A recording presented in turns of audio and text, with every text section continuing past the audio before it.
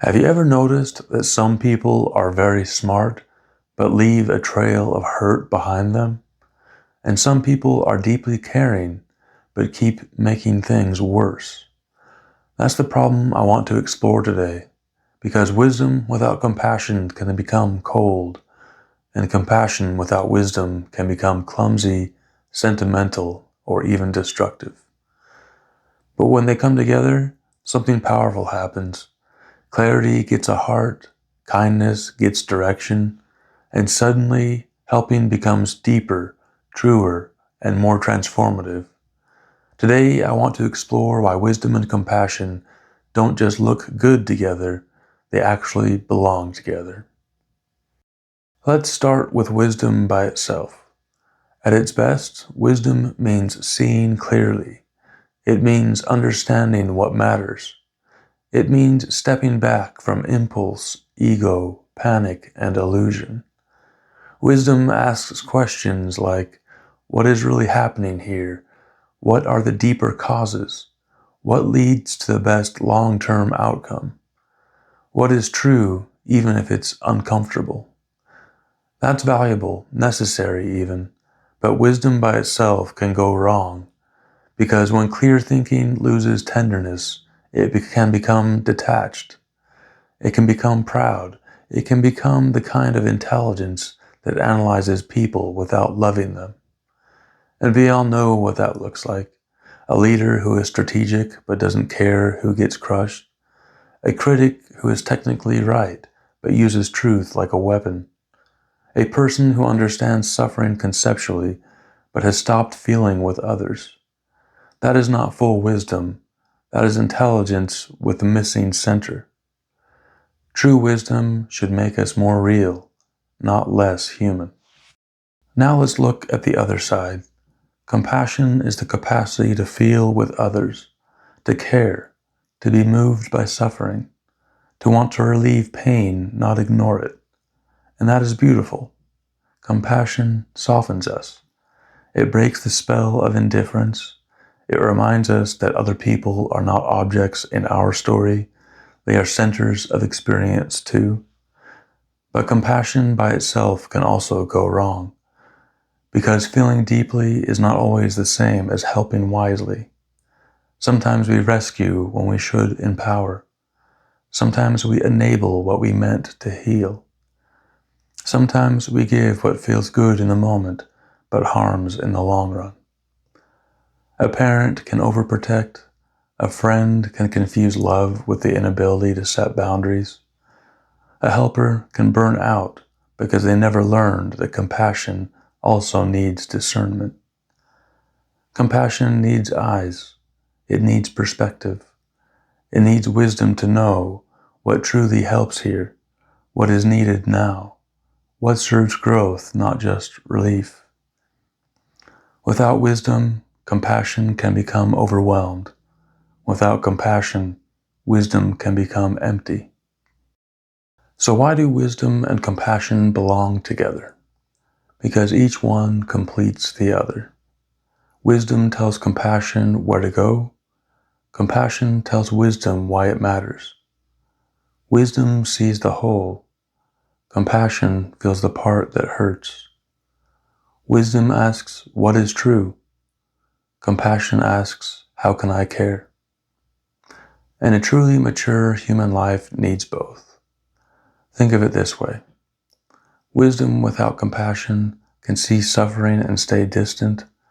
Compassion without wisdom can rush towards suffering and get lost in it. But together they become skillful love, clear-hearted action, strong gentleness, mercy with backbone, truth with tenderness. And I think this is one of the deepest forms of maturity. Not just being nice, not just being smart, but becoming someone whose insight and care are no longer at war. Someone whose mind and heart have learned to trust each other. That kind of person is different. They don't merely react, they respond. They don't just mean well, they help well. They don't just speak truth, They speak it in a way that can actually be received. That is a union of wisdom and compassion. This isn't just abstract philosophy. It matters in ordinary life. It matters in parenting. A wise and compassionate parent doesn't just remove every obstacle. They care deeply, but they also know that growth requires challenge, honesty, and boundaries. It matters in friendship. Sometimes the most compassionate thing is not agreeing with someone's story. It's lovingly telling them the truth. It matters in leadership. A leader with wisdom but no compassion may be efficient but feared. A leader with compassion but no wisdom may be kind but ineffective. The rare leader who has both can guide people through difficulty without humiliating them. It matters in activism. Compassion feels the pain of the world. Wisdom understands systems, timing, trade-offs, and unintended consequences. Without compassion, activism becomes ideology. Without wisdom, it becomes chaos. It matters in spiritual life too. Some people pursue truth in a way that becomes aloof or superior. Others pursue love in a way that becomes vague, ungrounded, or avoidant. But real transformation asks for both: clear seeing and open-heartedness. Not one, both. And perhaps that's why so many of our personal and collective problems come from splitting what was meant to stay together. So how do we actually cultivate wisdom and compassion together? Here are a few simple practices. First, pause before reacting. That pause is where wisdom begins. It creates space between impulse and action. It lets you ask, what is really happening here? Second, practice sincere listening. Compassion grows when we stop preparing our reply and actually enter another person's experience. Third, tell the truth kindly. Not brutal honesty, not people-pleasing softness. Truth delivered in a way that serves healing. Fourth, set loving boundaries. A boundary is not the opposite of compassion. Often it is compassion made wise. Fifth, reflect regularly. Ask yourself, where was I clear but not kind? Where was I kind but not clear? What would integration between the two look like next time? And finally, remember that maturity is not choosing between head and heart. It is training them into partnership. You do not have to become less loving to become wiser, and you do not have to become less discerning to become compassionate. The goal is not balance in the bland sense. The goal is integration. A mind that sees clearly and a heart that stays open. And maybe this matters now more than ever, because we live in a time of information without depth, outrage without understanding, performance without sincerity, and sometimes compassion that is loud but not wise, or wisdom that is clever but not loving.